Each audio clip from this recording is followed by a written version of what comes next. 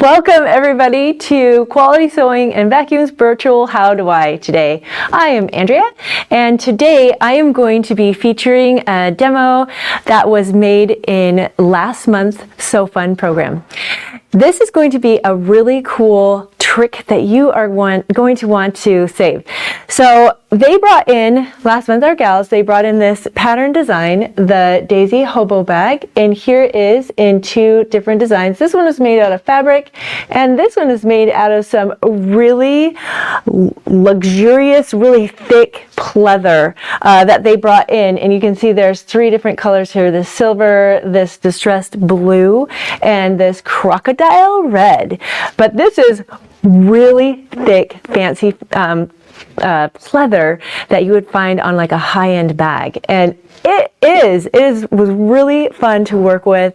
It was smooth, but it's really thick. So you're going to want to know some tricks to make these little tiny skinny handles like this easily. Okay, the first thing in the pattern is it has you start with a strip of 1.5 inches wide fabric right here, or your pleather. Now on the back of this one it is black, but on the back of this one it is white. And so they also brought in this Quilter Select double-ended marker, and I'm going to show you really quickly how to use this. I have this, I'm going to show you how to do this strip, this little panel as well that does the top. Little tabs here, and this is thicker, so I'm going to show you with this one how to make this handle, and then with these little thin ones I'm going to show you how to do this handle. All right, so how we're going to start with this one right here, and this is a 3-inch piece of pleather, just our little sample right here. And what she says is to measure, you're going to measure 1.5 inches, so that's the very center. And my Quilter Select here is 2.5. So it makes it super easy to find the half. I don't have to like try and figure out the insides of there. Okay, on one end is my marker, but let's say I accidentally used the wrong side and I only marked 1 inch like this. Oh no! I marked it wrong. What's cool about this new marker is that you can take the end and it disappears. It is so cool and so amazing. And the gals said that they like put it in the freezer and they let it dry and they ironed it and washed it and it didn't come back. So that's nice to know. All right, so let's do it the right way. We're gonna flip it around. So 1.5 inches is exactly in the middle, right like that, of this little piece of scrap that is 3 inches wide. And then the next thing she has you do is she has you fold in the sides to the very center like here, and then that side will fold in too. And she just has you go right over to the machine and just hold it. You can even use little clips like this to hold it and go over to the machine. But what I love that is really going to seal those edges in really well is our light Steam-A-Seam 2. I'm going to show you it. It is one of my favorite tools that I have, and I use it for everything. But when we were doing these tiny little handles, I was like, oh my goodness, that is going to work perfect. And see how it's sticky? I was sticking to my finger. It's sticky on both sides, even after you iron it. I'm going to put that right up along the edge of my little seam right there. Okay, and I have, since we're working with pleather, you're not really supposed to iron pleather, but I'm going to show you how you can, but you have to be very careful. Make sure that you practice with a scrap piece first before you actually do it on your actual fabric. So because this isn't the pleathery side, I'm just going to iron right onto this coating of this pleather. This really nice pleather is super thick. It feels like felt. So I'm going to take our new cute little iron. Oh, I love how cute this is.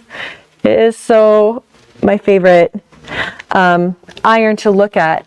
Iron is not my favorite thing to do, but I could really get into it with that iron. It is so cute. Okay, we are going to, oh, this is my little wooden clapper, and the clapper helps to bring extra moisture or heat away. Let's see. It is so hard to get it off of the backing because it's fluffy. Did I get it? Yes, I did. And just like that, we have our edge there. And see, it is sticky. And if this was regular cotton, you could just fold that over and it would stick and iron it right away. But since the backing is so fluffy right here, we're going to need to hold it and iron it. So I'm going to put that right up to that line right there. And I do like working with this, the self-eraser marker in this case, because we're working with an iron and you don't want to make that center line disappear. Okay, this is the Bonash,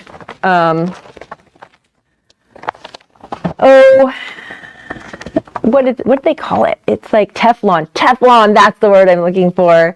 It is used for sticky stuff or things you want to protect from your irons with your Teflon.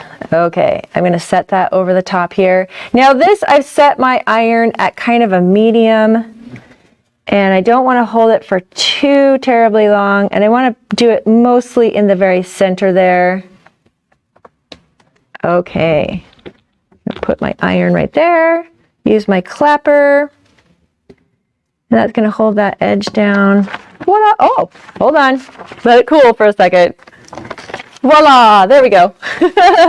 That non-stick pressing cloth was really doing its job. Ooh, look at that, it's going to hold it right down. Oh, just like that.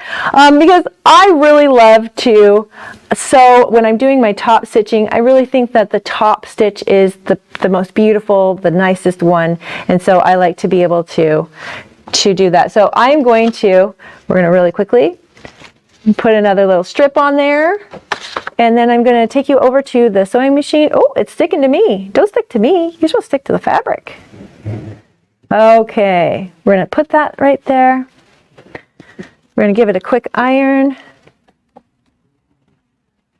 right like so. Make sure the ends are good. Put that there. Cool it down. You want to make sure that your glue is oh, I didn't iron that one as well. We're going to go to this end. I know I ironed that one down. You want to make sure that your glue is relatively cool. Otherwise, you're just going to peel it right back off. You don't want that to happen. Okay. And what I'm going to do is I'm going to butt those two ends up together, so they kind of seal that in. And this is one other thing that I really love, because if I go over to the machine and I'm going to stitch it down, if I don't stitch like right super close to that raw edge, it's okay, because we've already sealed it down with our steam-a-seam. All right, this is kind of an awkward way to do my ironing, but you get the idea, right? Okay. We're going to press that down right in the center there. Just like so. Tricks of the trade, right? We're going to blow on that a little bit, let it cool. Put my clapper on there. Hopefully it gathers some of the heat. Oh, look at that handle. Look at how beautiful that is turning out. Okay, we're going to set this aside. Let's go over here and let's give it a stitch. All right, over here, we're going to wake it up. And I have my machine set, the stitch length is a 3.5. I am using some King Tut thread, and the King Tut thread is a 40 weight, but it has 3-ply, so it's a thicker thread than your regular thread. So that's why I like to use it for a top stitch, because you're going to see it a little bit more. And I am using a Teflon foot that's going to just let the sticky pleather just kind of smooth right underneath that foot, so it's not going to drag along my pleather here. And I am using a jeans needle. Now, when you're working with pleather, you don't want to use a leather needle. I know that sounds reverse, but you don't want to use one because a jeans needle is round, but it's really thick, and it's just going to punch a hole right through your pleather because it's fake, right? A jeans needle is like a leather needle is like a little blade, and it's going to slice through that to get through the real organic material of leather.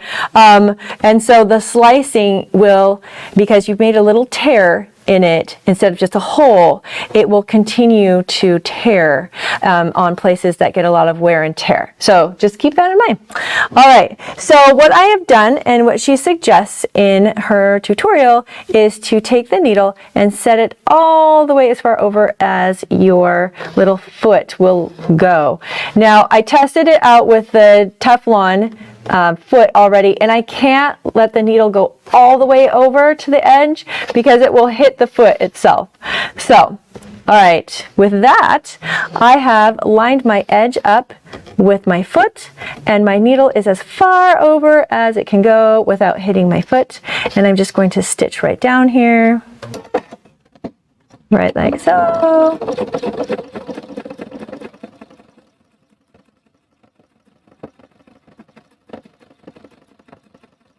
And right off the end there, it's going to tell it to give it a cut. And because I did both sides already, I'm just going to flip it around and do the other side. Got a rogue hair there. Okay, there we go. There we go.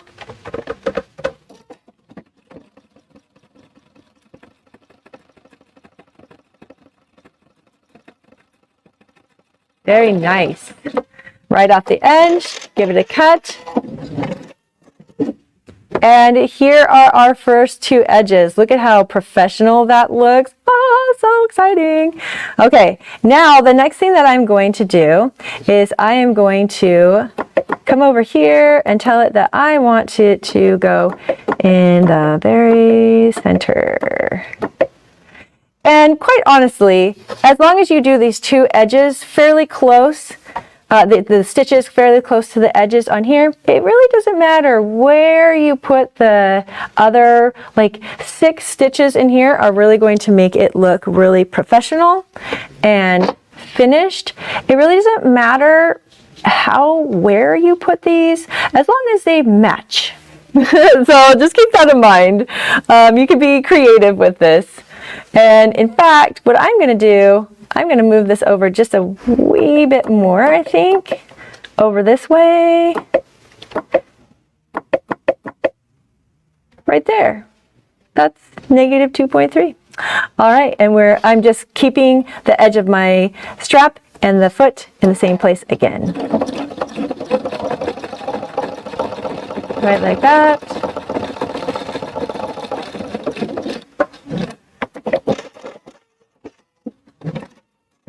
And so I don't have to remember what I did on that side. I'm just going to flip it around and do the other side.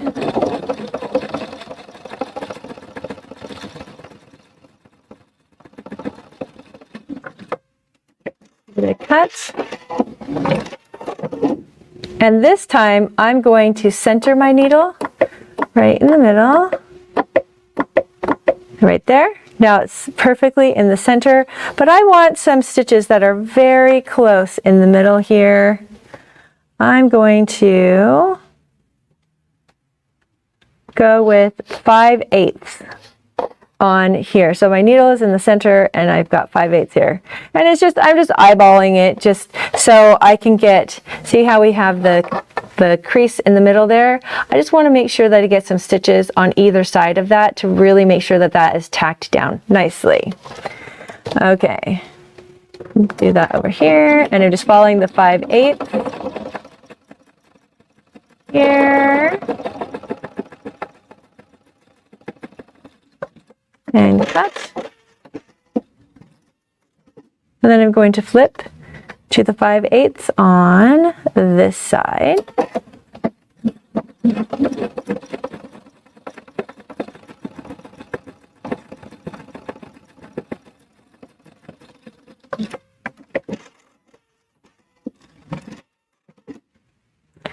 And voila! I don't know if you can see that very well. Sorry, because it's got almost matchy thread on there. You might be able to see it a little bit better on that side. But anyways, you can see how it's got all 6 of the lines right in there. That actually came out pretty evenly. But you can see here, with this one, I left a bigger space in the middle, and you know, each of these lines were parallel because I just flipped it from one side. I'd set it and just flip it from one side, sew it, and then flip the other side, so they would mirror each other. And just like that, you have a really nice strap to go in the top of the bag. Okay, let's come on over to the ironing pad. All right, we're going to set those guys aside, and let's work on the strap now. I've got my strap is 1.5 inches wide right here, and in her instructions, she has you mark 1/2 inch off to one side. So this is 1.5. So 1/2 inch is 1/3. So we're going to be folding these in thirds, the little strap, to make it nice and skinny, just like this.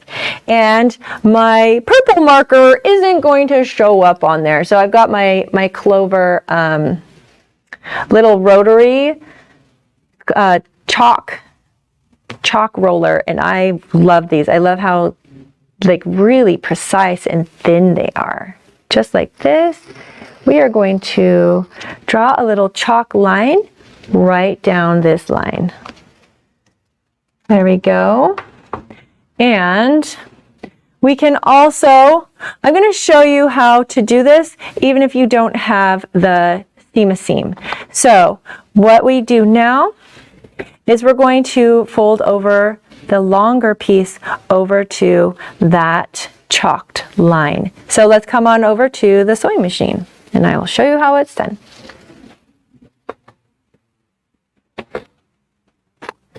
Okay, so I am folding this larger piece, over to the chalk line, and I am going to set this as far to the right as I can. Oops, wrong way. There we go. And I can't do it the entire way because the little throat plate isn't as wide. There we go. So when you do these long strip handles, you get really good at just kind of eyeballing it and just with your fingers holding it down. But like I said, if you're not super confident in that, you can always use your little clips and clip it all the way down. Okay. So what I am going to do now, I am going to line up the edge of my fabric with the edge of my foot.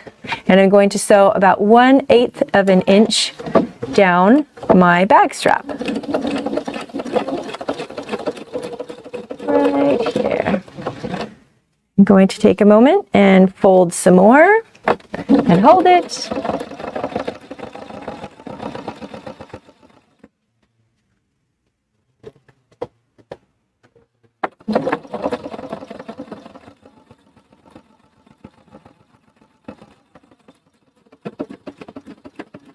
And so right off the edge, we'll give it a cut. And we have our first line right there. Beautiful. Okay, the next thing that we're going to do is we're going to fold the other side right over to that stitched line. Can you see that? How I'm folding this raw edge right to the stitch right there. This is going to help with lessening bulk, but still making a beautiful project. Okay, now what I'm going to do is I'm going to take my needle and center it. Go in. There we go. 0. We have centered it out. I'm going to use my stiletto to get that little flap underneath there. And Notice that my strap is the width of my foot right here now, so I can keep it nice and centered so I know what is directly in the center right there. Look at how it just pulls in. I tried this without the Teflon foot, and it was tricky to get it started. Let me tell you, it was not as fun to try and get the pleather stuck to go underneath the foot without a Teflon foot. Okay, so I'm just going straight down the center. Just like so. So excited for this beautiful skinny handle.